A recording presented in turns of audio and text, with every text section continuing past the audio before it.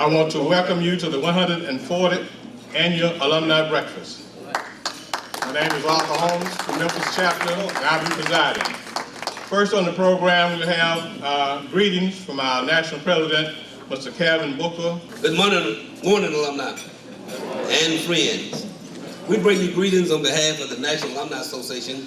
A group of people is working very, very hard, and we are excited about everything that we're doing from an alumni perspective. At this time, I'd like to ask the National Alumni Board members, we have several of them as present, if you all would please stand and remain standing. All of our board members, please give them a round of applause. All of our board members, if you would stand and please remain standing.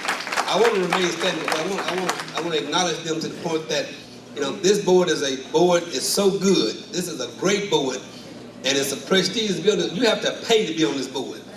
You have to pay for your own trips, your own housing, your own food, your own airline. You have to pay to be. You have to pay an assessment to be on this board. And so we're gonna have openings coming up in the next year, next 2 years. So if you want to spend some of your money, this is the board that you need to be on. Again, I want to thank each and every one of our board members. They work very hard, and they have done a great job, and I think we're moving this organization forward. So again, I want to thank the board members. If y'all would please give them a round of applause for their sacrifice and their dedication. Dr. Johnson, I want to thank you from an alumni perspective on what you have done at this institution as interim chancellor. And also Ms. Johnson, which has become my #1 alumni fan. She's somewhere around here. I want to thank you, Ms. Johnson, for letting us have Dr. Johnson. Dr. Blakely is here, interim chancellor. Dr. Blakely, and also one of my great supporters as president. Even if it's wrong, Dr. Blakely won't tell me it's wrong. She'll just fix it and keep going with it. And of course, my wife is here with me, Janetta. Wave your hand, Sister Booker. She's also the president of the Atlanta chapter. Will all presidents of local chapters please stand if you're here? If you're president of a local chapter, some of the board members are also presidents of their chapter. All the presidents of local chapters, please stand. These people are working hard, you all, and they are making it happen around the country. They are making it happen around the country. Real quickly, I want to let you know some of the focuses. We also, for the first time in the history, you're walking this way, Stepfield, keep walking this way. For the first time in the history of this association, y'all, for the first time in the history, we have an executive director in the alumni office. The first time in history, not administrative assistant, but somebody with the skill set of an executive director. And this is Ms. Stepfield Campbell, our new executive director in our office, doing a great job. She's about 20 light years ahead of us, so we have plenty growing time to grow up, to catch up with the skills that Ms. Campbell has. So thank you, Stepfield, and appreciate all that you're doing. Just quickly, the National Alumni Association, we're working on some underpinnings. We have our 4 pillars, which is recruitment of students, retention of students, taking care of the alumni house, and also keep special projects. But the underpinning to make those things happen are 4 things. Communication. We need to communicate with you better. Please go online and fill in your information. uapbalumni.org. uapbalumni.org, and at least give us your email address and telephone number so we can communicate with you. We feel like if we can communicate with you, we can grow our base of our membership. If we grow our base of our membership, then we can network with you better. If we network with you better, then we can friend raise. We can friend raise. And if we can grow our base, and we can grow the dollars in our membership, you all, we have the opportunity to help this institution in a way that we've never been able to help this institution in the history of this institution. We can do it, and we're not talking a lot of money. And we can just encourage each alumni and friends of this institution to give us $50. We have over 19,000 alumni that we have information on. And if you all would just give us $50 to pay your national alumni due, we can help turn this institution around. And I'm looking at Ms. Thomas, she's looking me dead in my mouth because she knows that there's a lot of need and a lot of help that we can help from the choir to bands to auxiliaries to academics, athletics, if we had just $50 for each person. So if you all would make a commitment to me, help me around this country, spread the word of what we're trying to do, and we're accountable with our dollars. By the 10th of every month, you receive a treasurer's report. Every dollar is there. Every dollar you give to us. We just need to help. And let me say this last thing. If we become a junior college in 5 years, don't blame anybody but yourself. If you be a child development center at this institution in 10 years, don't blame anybody but yourself. You can't wait on somebody else to save us. It's us that have to save us, and nobody else. We are the alumni of this institution. If we don't step up to help us, then nobody else should even think about helping us. I'm sounding an alarm. It's on TV. I hope it go across the country. But it's our fault. If we can't get $50 from graduates, then I'm not sure you deserve to wear UAPB on your diploma. You don't deserve it. And one thing I would not do for dear mother, I'll persuade you, I'll worry the hell out of you, but I would not beg for her. She don't deserve to be begged for. She's too great. After 140 years, you shouldn't have to beg for dear mother. You shouldn't have to do it. We're going to ask you, we're going to persuade you, we're going to do all we can for you, but we will not beg for her. We will not do it. So if you hadn't paid your $50, hadn't paid your dues, if you're a life member, make a contribution. If you want to make a contribution today, Miss Campbell is here, I'm here, get some checks. Don't let me leave out here today without a check. We got the swipe cards. We can swipe your card. And this book over there doing this. We can swipe your card, whatever you want to do. We take food stamps, any negotiable payment. Any payment that's negotiable, we'll spend it. If it'll spend, we'll spend it. Am I right, Ms. Thomas? We can make it work. We're a state agency. We're audited by the state of Arkansas. Again, thank you very much. But this message will be going around the country. If we don't help us, blame us. Thank you very much. At this time, we have a student panel who will be speaking on the topic of inspired by the past to impact the future, a student's perspective. The students will be Veronica McBride, representing the School of Arts and Sciences, Erin Joshua, School of Education, Michael Thomas, School of Business and Management, Jillian Smith, Division of University College, Terrell Baskett, School of Agriculture, Fisheries, and Human Sciences, Mineria Morris, Department of Military Science, and Uli Chin, Graduate Studies and Continuing Education. To Chancellor Johnson, Alumni President Calvin Booker, administrators, faculty and staff, students, alumni, and friends, good morning. I am Veronica McBride, a graduating senior in the social work department. I am truly blessed and grateful I am celebrating Founders Week with you this morning. And I am proud to say that this is my last time attending as an undergraduate, and next year I will join you all as a proud alumna of this great institution.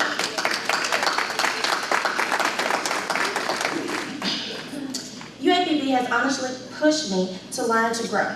When I was a freshman, I decided to leave UAPB because I hated dealing with the financial aid department. I spent a semester at another institution, but it was not the same.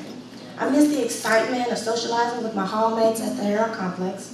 I missed football games and pageants. I missed cafeteria food and late night study sessions in the library with my friends. So I decided I wanted to come back because I needed to be here. So when I returned, I decided to make a video diary starring everyone here at UAPB. I wanted to remember every moment of the best years of my life. In the video, I have recorded sporting activities, commutes to classes, birthday celebrations in the dormitories, Greek shows, parties, fundraisers, community service activities, class projects, homecoming activities, commencement ceremonies, award programs, and everything I know about being young at UAPB. Now that it's time to go and get out on my own into the real world, I know that I have done everything that I need to do to be prepared. I have made myself acquainted with my administrators as I matriculated through the program and proved to them that I have what it takes to work as a professional in my field. I became very active in the social work program this year when I was elected president of the Social Work Club. I also advocated for the National Association of Black Social Workers and for the department as a whole. I introduced new fundraisers to the university through my leadership in the organization. I convinced all the students in the social work program to participate in different community service opportunities. It was an exciting year, and I could not have done it without the help and guidance of my advisors. They believed in me from the very beginning, which is why I'm standing here speaking with you right now. They have given me countless opportunities to represent our program because they knew that I would not let them down. It is because of them I have grown into such an independent leader. I am more than confident that whenever I need a recommendation from them in the future, they will be happy to comply. I've had a fine experience in the School of Arts and Sciences with my classmates and instructors, and I thank them for everything they have taught me. In closing, I recognize Dr. Andrea Stewart, the Director of the Social Work Program, Dr. Gloria Davis, Ms. Felicia Cooper for her support and commitment to the Social Work Program.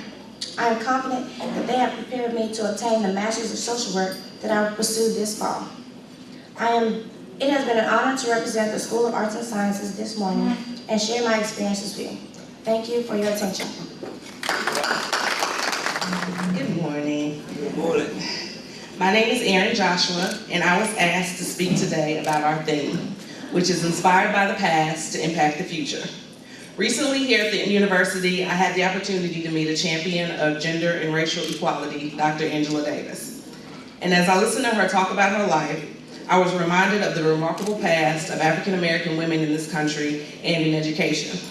I was reminded of women like Ida B. Wells Barnett, one of the founding members of the NAACP, Charlotte E. Ray, the first African American female lawyer and one of the first women to be admitted to the bar in DC, and Toni Morrison, the first African American female to win the Nobel Prize for Literature.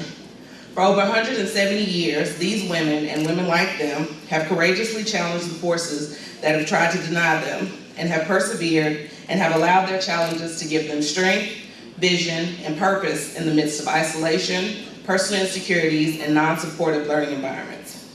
And as I thought about their past, I started to think about my own past and the people in it who have inspired me. My parents, who have tirelessly pushed me to get my education. My grandfather, who couldn't read and inspired me to become a teacher. My sister, who is a teacher now, and who has always told me how important books would be to my life.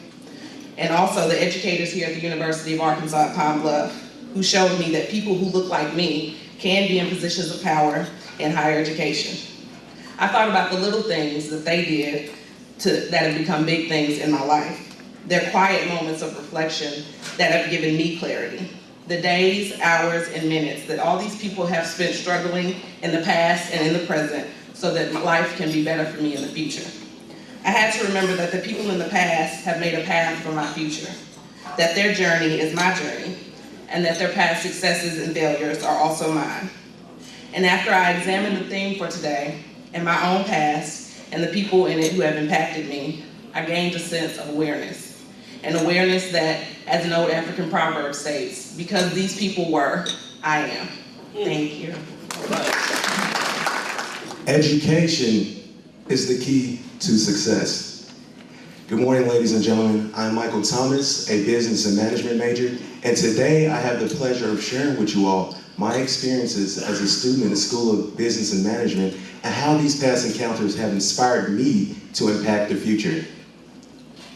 My freshman year was amazing. I was far away from home for the first time. The environment was different. Because I was in a new environment, I didn't know that many people. So I dedicated the majority of my time to studying, which resulted in me earning a 3.5 GPA at the end of that semester. However, during my next semester, I met quite a few people, and we went to quite a few parties. Needless to say, my GPA failed because of this. I made a 1.6 at the end of that spring semester, which dropped my cumulative GPA down to a 2.4.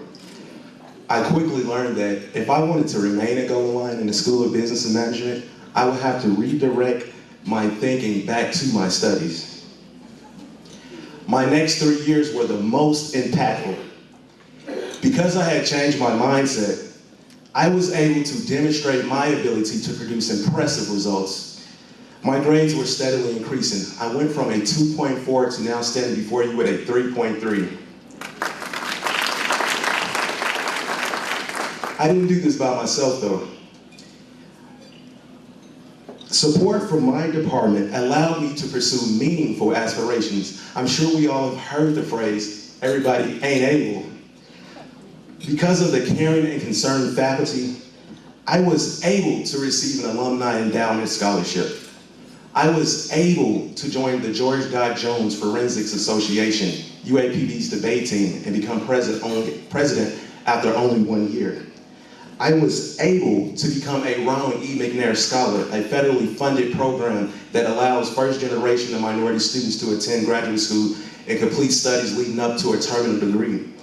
I was able to join Sigma Beta Delta International Honor Society for Business Majors. I was able to be recommended for the National Urban League Black Executive Exchange Case Study Competition.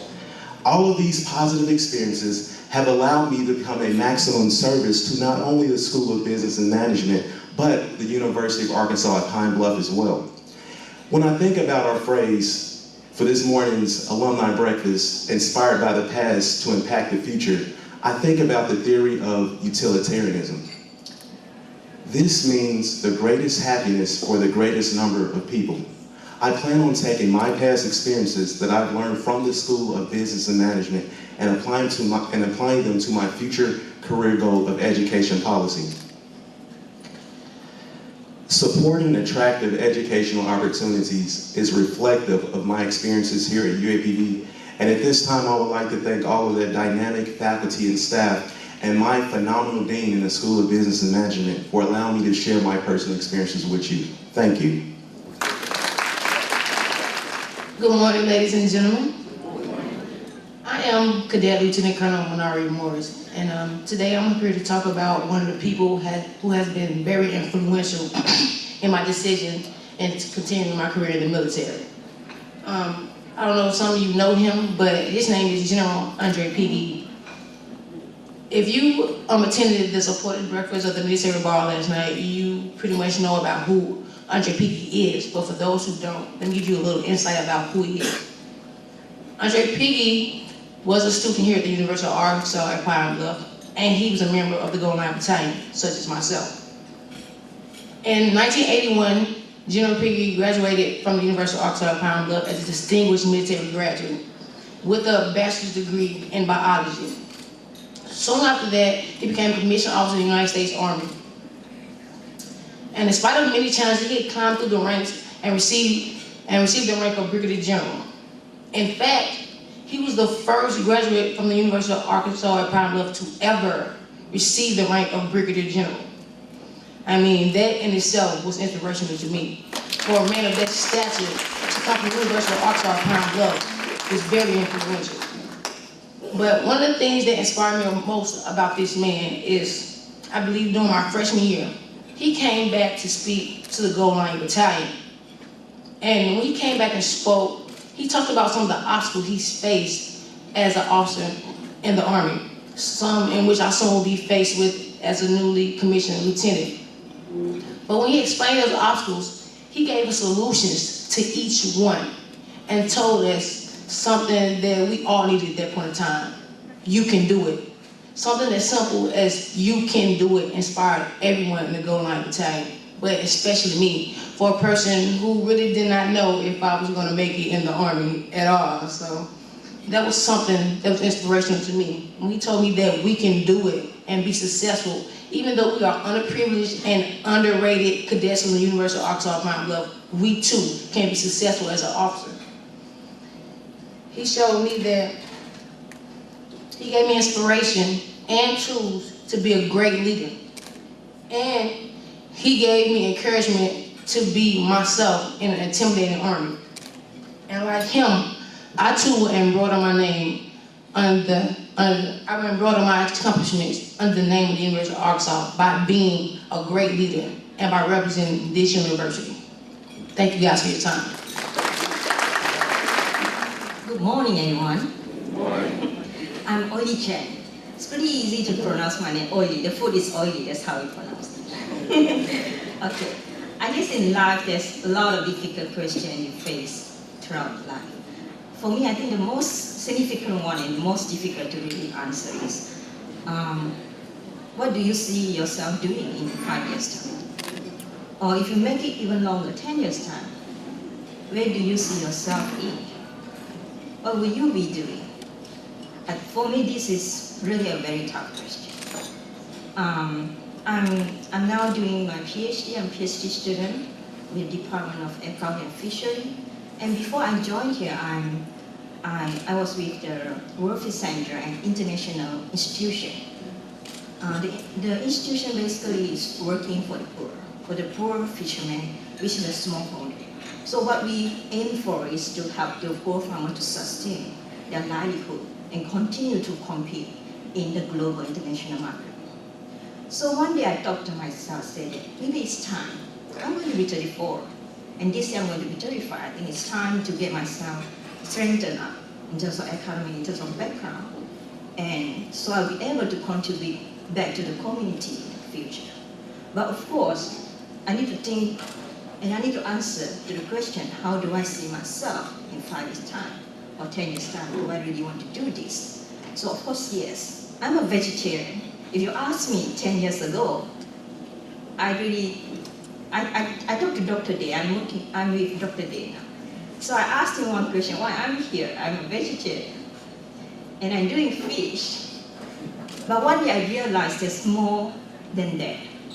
I want to contribute, because I work closely with the farm. I want to contribute, I want to see them in the sector forever, to compete in a fair system at a global horizon. And of course, one day I wrote to everyone on my network, and one of them was Dr. Day. And then he returned my email and said, wow, good news. I just woke up from the meeting. Our PhD program is going to be on running soon. Would you like to join us? So of course, I have my own expectation. I have expectation on myself, I have expectation on people who I'm going to work with. So there are two big indicators that I need to look into. One, the person that I'm going to work closely, are they really keen about the industry? Are they really keen about the student? Of course, I'm going to be the student. So I do see this in this department, I do see this in UAPB, because I do see them work very closely with the industry. Because no matter what is written in the book, if we are not able to bridge it to the real life, it means nothing. The impact will be zero. So I want to really see myself, although I'm doing my PhD, although I'm still trying to gain something for the economic part, but I do want to see myself contribute to the sector and moving along with the sector, growing along with the sector. I do not want to be left out.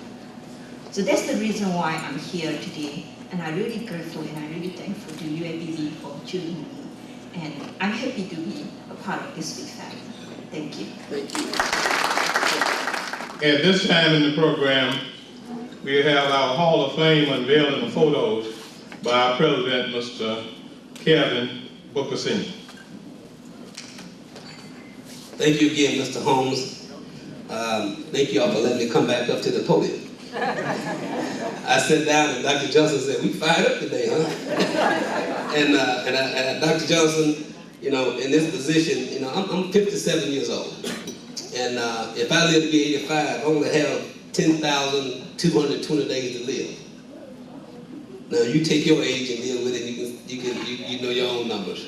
I doubt if I live to be 85. So I have to be fired up, and it's time to get fired up, and we're gonna do something while we're here. Also, I want to just mention something I forgot. We had on Friday afternoon, we had a reception for the graduating seniors, the National Alumni Association did. It was a networking event, and it was very great, very heart-touching. We was able to mingle with the graduating seniors, and we had our board members, our presidents were there. Dean Martin let us use her auditorium, and she greeted us, and we had a very good time, and we want to, that was the first event that we've had of that subject. I wanted to announce that. Also, Mr. Arthur Holmes is here, of course, presiding with us this morning, and normally the Queen for the past year of the National Alumni Association would be presiding at this event. And I want to announce to you that she's not here. She's, of course, from the Atlanta Alumni chapter. She's not here because yesterday she had a cub, 6 pounds, a little over 6 pound cub, that would be a new member of our family. And we want you to keep Sonia and her husband and the little lion cub in your prayers.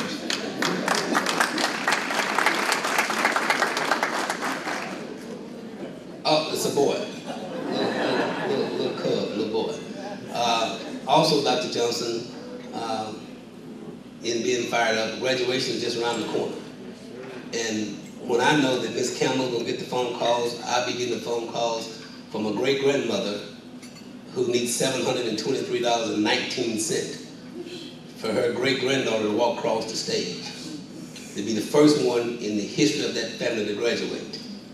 When you get those phone calls, and that person has a job waiting on them and trying to make a difference in society, and the grandmother said, Mr. Booker, if you can help my granddaughter, I'll send you a half of my Social Security check this month, and I'll send you the next half next month.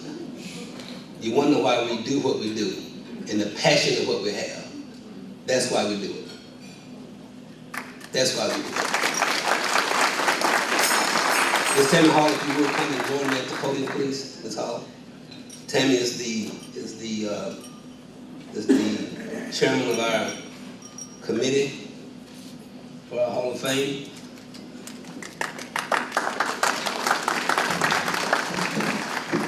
We had over 30 applications this year for the Hall of Fame.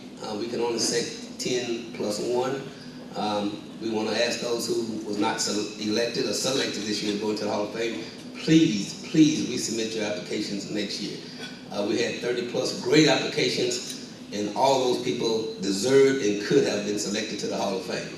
But first we want to do is unveil, Tammy, the 2012. We have the pictures for unveiling of the 2012 Alumni Hall of Fame. These pictures will be going up on the wall in Caldwell Hall. And if you are present, when your name is called, if you will, come stand by your picture, so you can be representative of this class. So we'll do the 2012 class first, Ms. Hall. Good morning. Our 2012 Hall of Fame inductees are as follows. Business and Industry, Mr. Tommy May, Mr. Clancy Tramiel Jr. Our Community Service honoree, Mr. Thomas Vaughn. Mr. Vaughn, please come up. Those that are present, as I call your name, if you would come forward, we would appreciate it.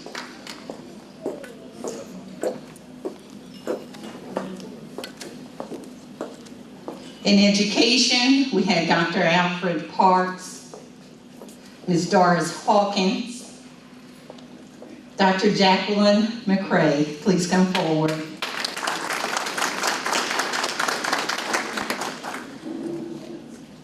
Mr. Samuel Staples, Mr. Ulysses Grant. In military, we had Lieutenant Colonel retired Grover Gibson.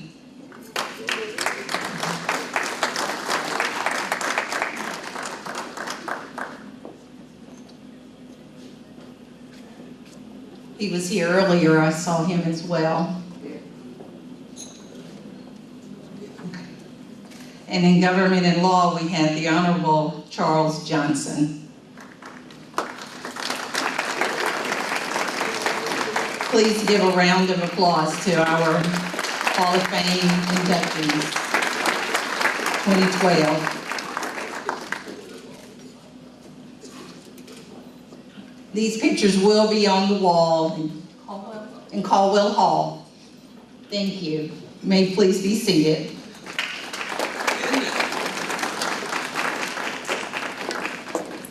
We want to thank our 2012 Hall of Fame representatives. We do the best we can with what we have, and we hope that you are proud of what we're trying to do, and we are very proud of you all and your accomplishments. Dr. McRae, I think that picture looked very nice. She's concerned about it. I think that's a nice looking picture of a nice looking lady.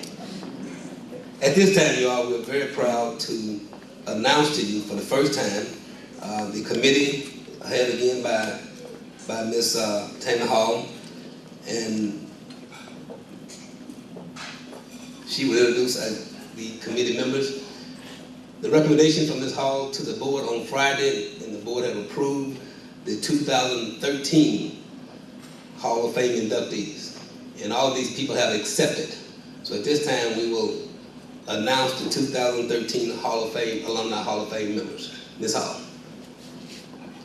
Sure, before I do that, I'd certainly like to recognize our committee members, because this is an awesome task that we each are charged with, and they take this role very seriously. So at this time, I'd like for our Hall of Fame committee members to please stand and be recognized.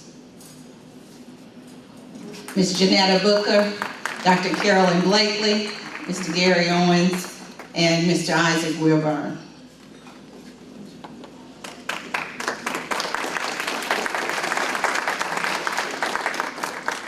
Now, as Mr. Booker indicated, President Booker indicated, we had a phenomenal slate of candidates to select from this year. We had 34 applicants that came in, so we could have selected any of these very worthy individuals. So this task that we had certainly was an awesome one, and we took it very seriously. So with that being said, I'd like to announce our 2013 Hall of Fame inductees. In the category of agriculture, fisheries, and human sciences, we have Mr. Willie Booker Jr., class of '54, the father of our own President Booker. Mr. Robert L. Cole, class of '65 as well. In the arts and visual category, we have Mr. Kevin Cole, class of '82. In business and industry, we have Ms. Lois Byers, class of '81. In education, if you are present, we'd certainly like for you to stand and be recognized. In education, we have Drs. James and Josephine Bell.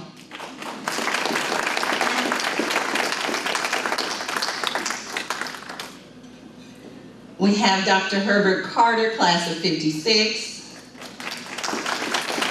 We have Dr. Mildred Henry, class of '71. In community service, we have Mr. and Mrs. John Wesley Kelley and Miss Clementine Kelley.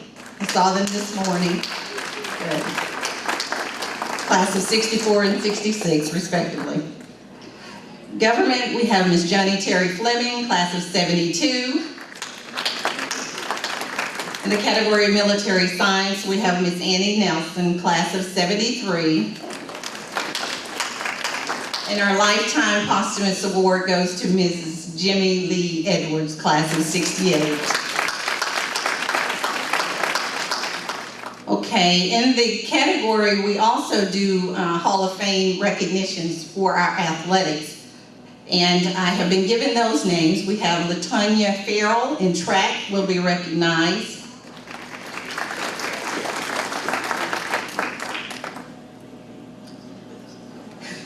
Danielle Gaspard in the area of track as well.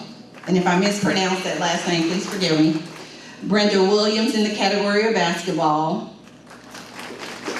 Outstanding football player, Mr. Ray Neely. Certainly, we all will honor this recognition. Coach Lee Hartman, would you please stand?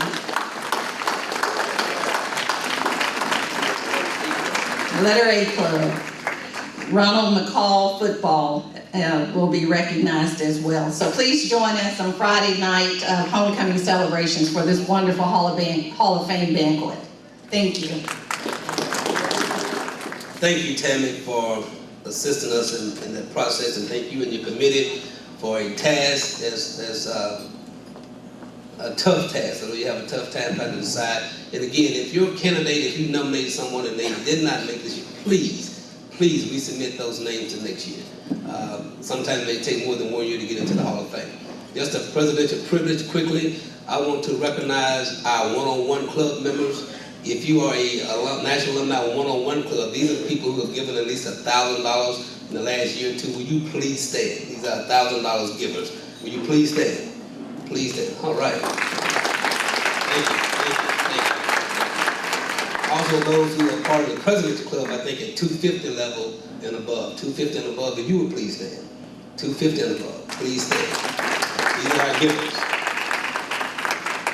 And if you paid your National Alumni dues, please stand. National Alumni, I'm collecting some money today, all right. I'm going to pay you that, thank you. And if you are a life member, please stand. A life member. All right.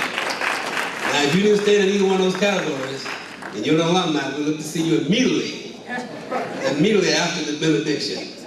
Thank you. Thank you very much. We have an insertion in the program for a minute. Let me introduce Dr. Margaret Hall, who has a presentation. Good morning to a really good-looking audience. It's good to see you all here. and I'm glad to be here with you. Special good morning to the head table and to all of you who are donors to the University of Arkansas at Pine Bluff. We laud you. In past years, we had a kind of misfortune in that some of you who gave at a very high level of recognition were not present to receive your plaques. Mr. Booker gave us this opportunity to present the plaques to individuals who were absent from past annual donors banquet. So if you are present or if you are a part of the group that is to receive the plaque, will you please come forward, and I ask that Dr. Johnson join you in front for a photo opportunity. AMNN class of 1966.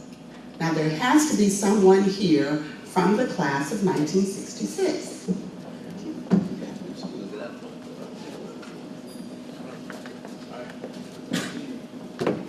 I ask that Dr. Johnson present this plaque, please. It is a major gift donor. A major gift donor is an individual or a group of individuals who give at least $10,000 in a FY year to the university. To Mr. Arthur Holmes, class of 1966. On behalf, thank you, and on behalf of the University of Arkansas at Pine Bluff and our fundraising effort, Mr. Holmes, it is my honor to present you with this plaque. And if the two of you would stay, Mr. Holmes, you're also with the Memphis Alumni chapter. Yeah, president of that chapter. And King. And as interim chancellor, it is my honor to present you another plaque for your, on behalf of the alumni chapter in the Memphis, Tennessee area. Thank you very much. And if you would please stay where you are, Mr. Holmes. The Memphis Alumni chapter. And again, major gift donor, Memphis Alumni chapter. We did not have a representative 2 years in a row. And Mr. Holmes, it is my pleasure. And of course, just let me say we appreciate all that you're doing. And I hope next year you'll get 4 of these. All right, thank you.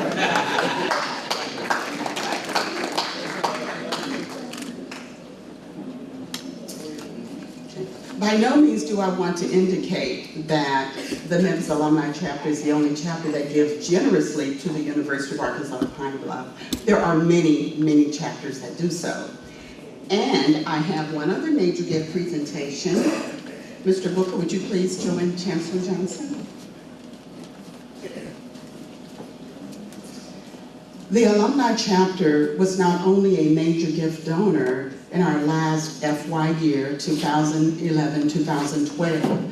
They were the top donor, giving over $50,000 to the University of Arkansas at Pine Bluff. The majority of that money went to help students in dire need, like the young lady who needs a little over $700 in order to walk next month. We thank the National Alumni Association for recognizing that this young lady is not an exception at UAPB, she is the rule. We have hundreds of students fitting that description, so your generous donations to the University of Arkansas at Pine Bluff are very much appreciated. Presented to the hardest working man in alumni business, Mr. Calvin Booker. We appreciate you. Thank you. All right.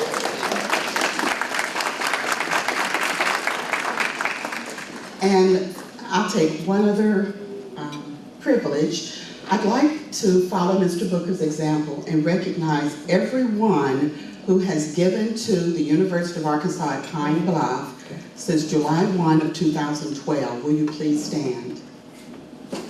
Everyone who has given since July 1, 2012. I think each person that was standing will challenge each of you who sat to be in a position to stand. And then I would like to recognize a special group of donors, and that is the New Millennium Leaders. They not only give of their resources of money, they give of their resources of time and energy. Would the New Millennium Leaders please stand?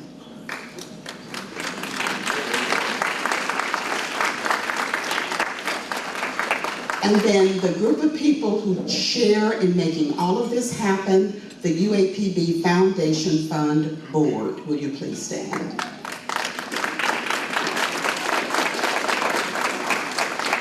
I thank each of you for what you do to make it possible for many, many students to cross that stage each May. Thank you, Dr. Hall.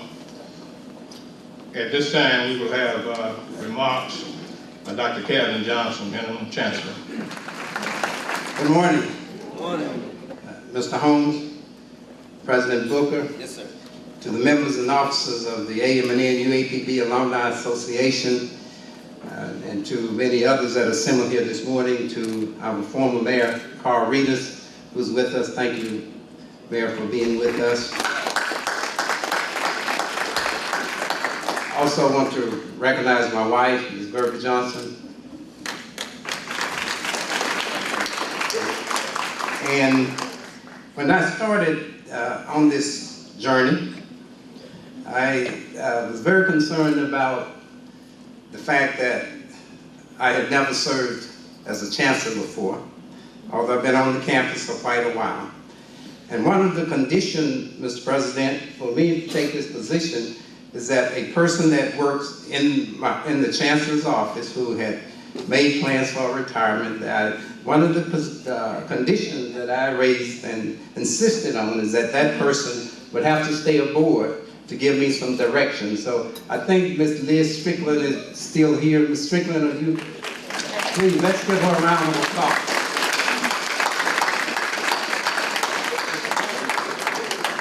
And Ms. Strickland, I just want to say thank you for all of your support.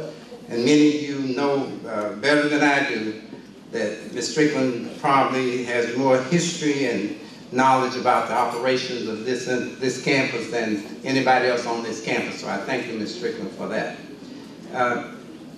Also, to our faculty, Mr. President, last year at the national meeting, we were challenged about bringing about some changes on this campus. And it was my belief and thought that one of the things that we must do and that we could do, and that was to improve customer service. I'm happy to report that all the feedback that I'm getting is that we have made significant changes in customer service on this campus. So please join me in applauding our faculty and staff for that. To our students, thank you for sharing your experiences and representing your schools and your divisions very well here this morning. We appreciate all that you do. And we're indebted to you. We owe you the best education that we can provide at this institution, and we just thank you for what you're doing. We know that we must prepare you for a global market, and if we don't do that, we will have failed you, and we don't intend to fail you. We have a lot to celebrate.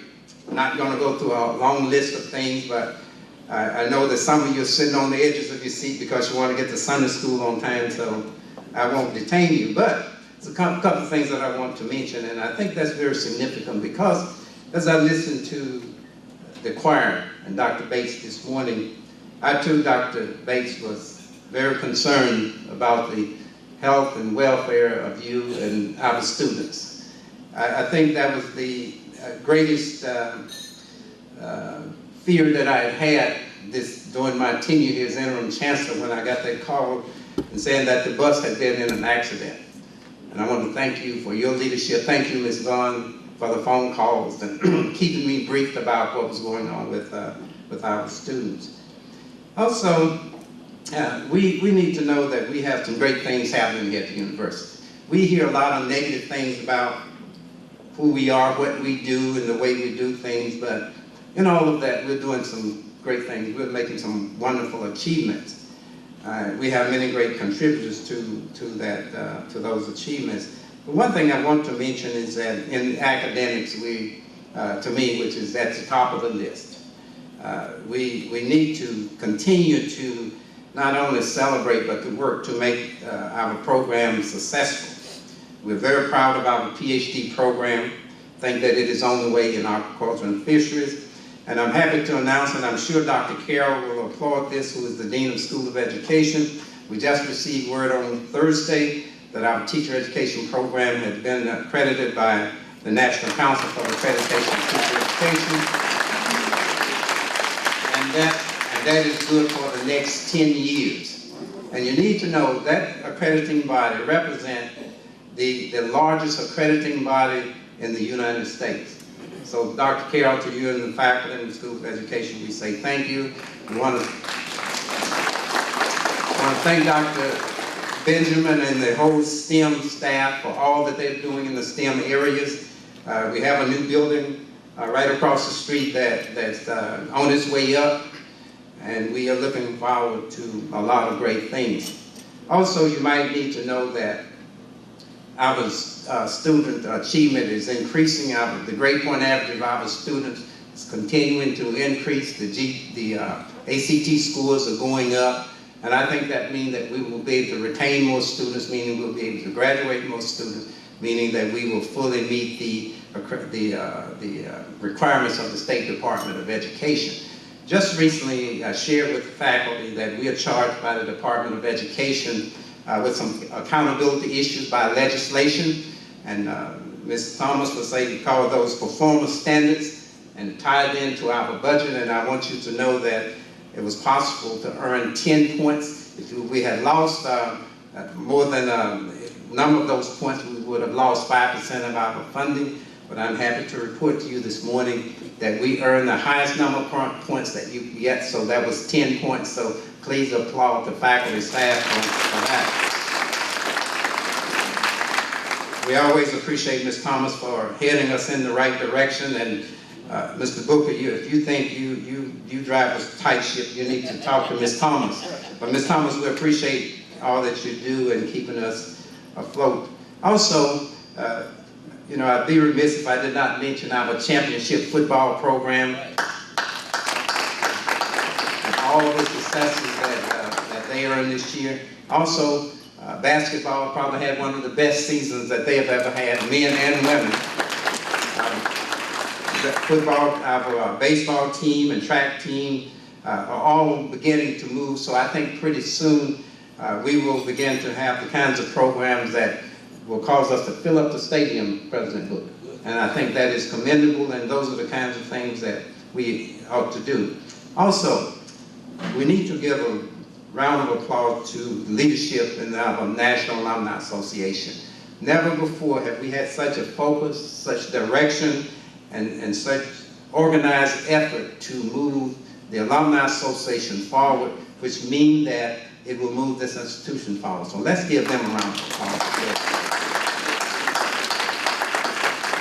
You know, I've been many places, Mr. President, and for those of you that don't know, the Alumni Association around the country have extended invitations, and just about everywhere that I've been, the president and his wife there as supporters for those of different alumni chapters, and I think that's commendable. And I was asked recently if I was looking forward to returning to retirement. I said, of course not.